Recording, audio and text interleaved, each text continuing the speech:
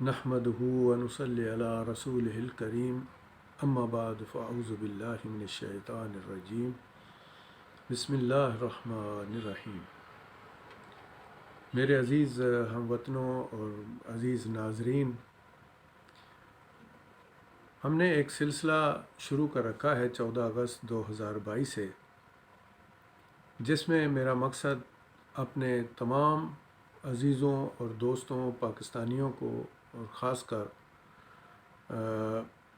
تمام مسلمانوں کو، لیکن جو اب زیادہ تر اپنے ملک کے لوگوں کو یہ بتانا چاہتا ہوں کہ اسلامی معاشی اور معاشرتی نظام دراصل ہے کیا۔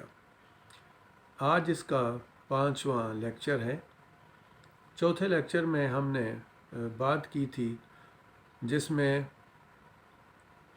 بیت المال اور اس کی افادیت کے بارے میں بتایا گیا تھا۔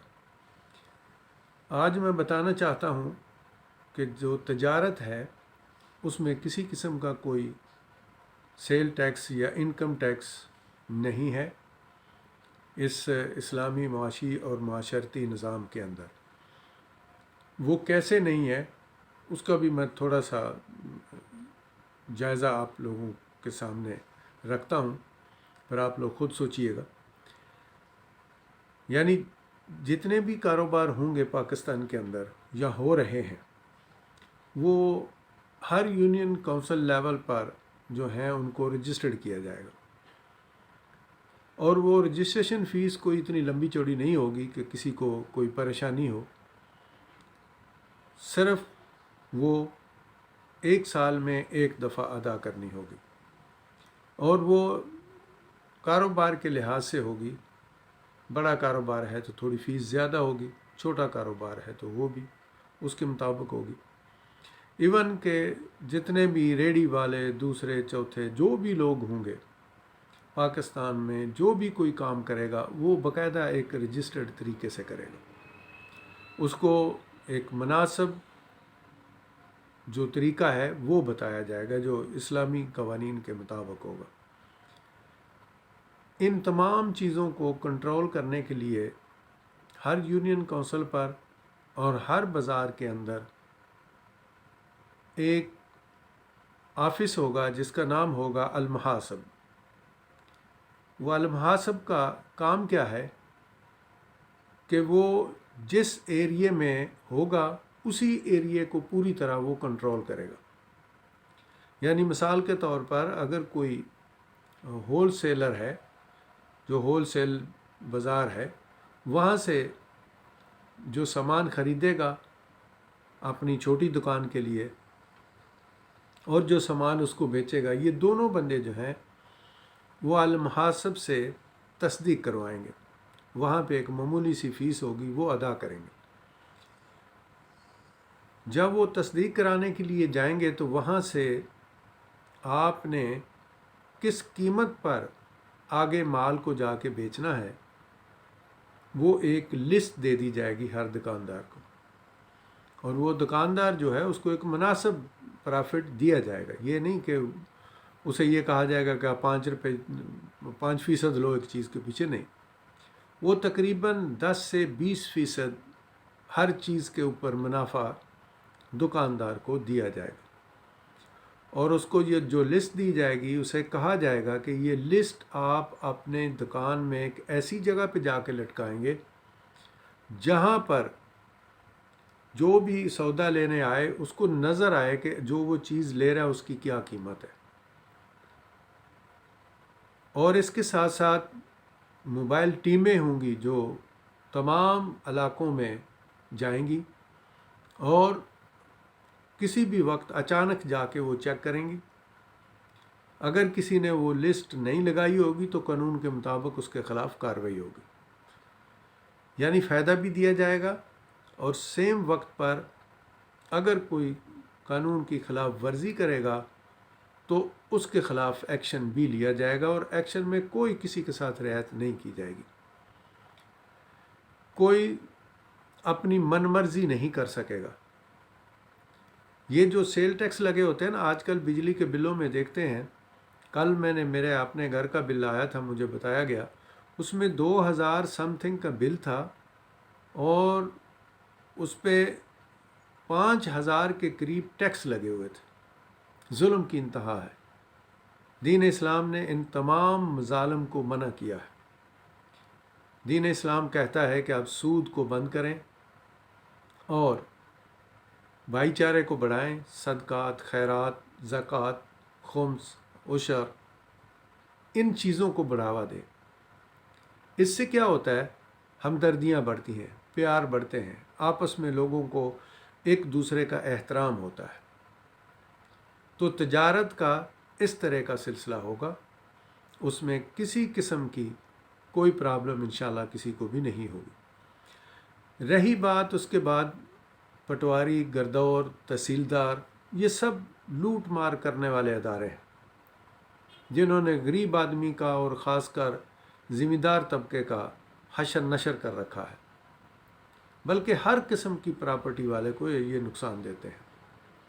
یہ تمام چیزوں کے لیے یہ تھوڑے ہی عرصے میں، یعنی 2-3 سال کے عرصے میں، یہ تمام ڈپارٹمنٹیں بند کر دی جائیں گی انشاءاللہ.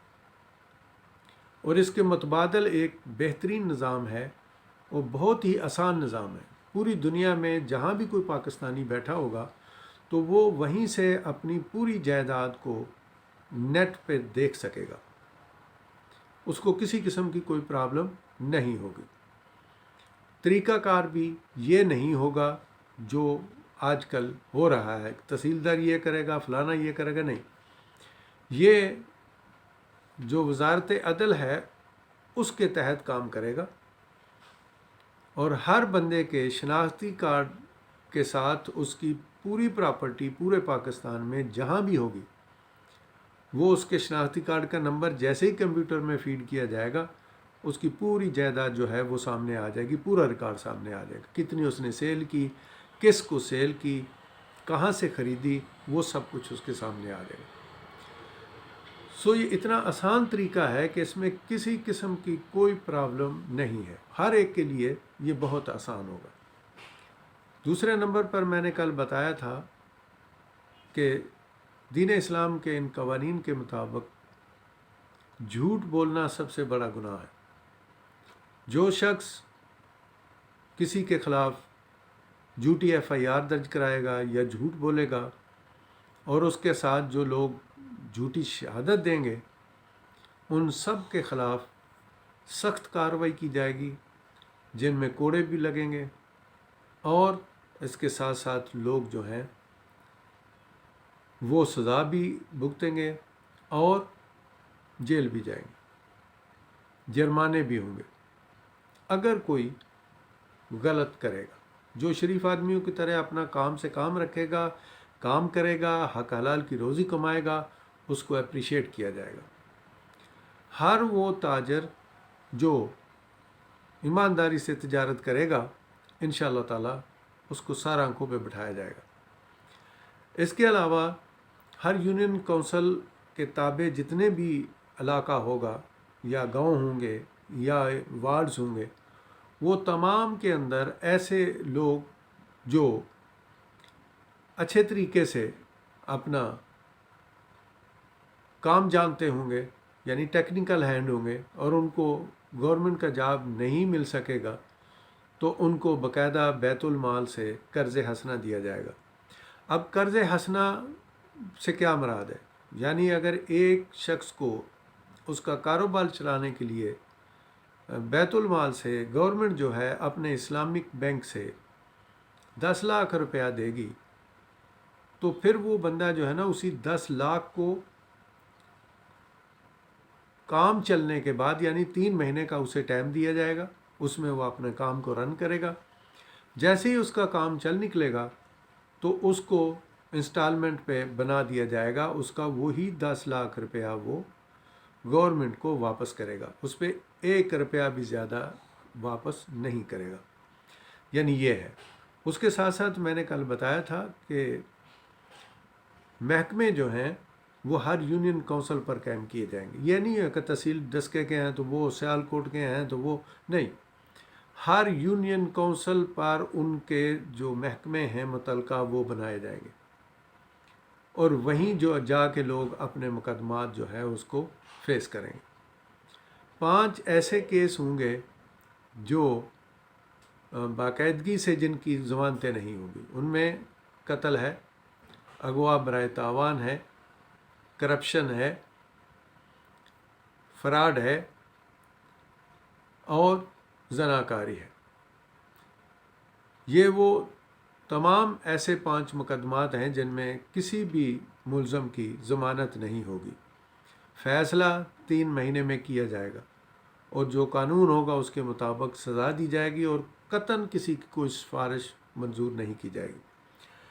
اس کے علاوہ رہی بات یہ عام لوگوں کے جو چھوٹے موٹے کیس ہوتے ہیں، لڑائی جھگڑے کے، کوئی گالی گلوچ کے، کوئی اس قسم کے، ان کی ضمانت اسی جگہ پہ لے لی جائے گی، تھانے کے اندر۔ اب تھانے کے اندر کیا ہوگا کہ یہ جو پولیس والے ہیں جن کی اجارہ داری سے پورا ملک تنگ ہے، ان کا یہ کام نہیں ہوگا۔ یہ پرچہ درج کرنے کی حیثیت اور صلاحیت نہیں رکھیں گے۔ پرچہ کون درج کرے گا؟ یہ ایک باقاعدہ ٹرین کیا جائے گا لوگوں کو، جیسے ایڈوکیٹ ہوتے ہیں اسی قسم کے لوگ جو ہیں ان کو یہ تعلیم دی جائے گی۔ وہ ایک خاص انسٹیٹیوٹ ہوگی جہاں سے وہ پڑھیں گے۔ پڑھنے کے بعد ان کو ہر تھانے کے اندر کم از کم 3 انویسٹیگیٹر جو ہیں وہ موجود ہوئیں گے 24 گھنٹے۔ جب بھی کوئی فیصلہ وہاں جائے گا تو وہ دونوں پارٹیوں کی بات سن کر پھر دیکھیں گے کہ کون غلط ہے کون ٹھیک ہے، اور اس کے مطابق وہ FIR درج کریں گے۔ پولیس کا کام ہوگا اس انویسٹیگیٹر کے کہنے پر کہ یہ نوٹس لے جائیں اور جا کے یہ فلاں پارٹی کو دے کے آئیں اور انہیں کہیں کہ بھائی وہ پولیس میں آ کے حاضر ہو، اور وہاں پہ احوال پوچھے جائیں گے۔ جو ان پر فرد جرم لگے گی ان کو بتا دیا جائے گا اور ان کی ضمانت لے لی جائے گی۔ فیصلہ ان کا بھی 3 مہینے میں ہی ہوگا، اور اس کے بعد جب وہ جو لوگ جیل جائیں گے وہاں پر جیل خانوں کے اندر ایک بہترین سسٹم قائم کیا جائے گا تاکہ جیل جانے والے شخص کی فیملی جو ہے، والدین جو ہیں، بیوی بچے جو ہیں، وہ سفر نہ کریں۔ اس پہ ہم انشاءاللہ تعالی کل بات کریں گے۔ اللہ ہم سب کا حامی و ناصر ہو، اور اس ملک پاکستان کو اللہ تعالی تمام بد نظروں سے بچا کے رکھے اور تمام شیاطین کے شر سے محفوظ فرمائے۔ آمین ثم آمین۔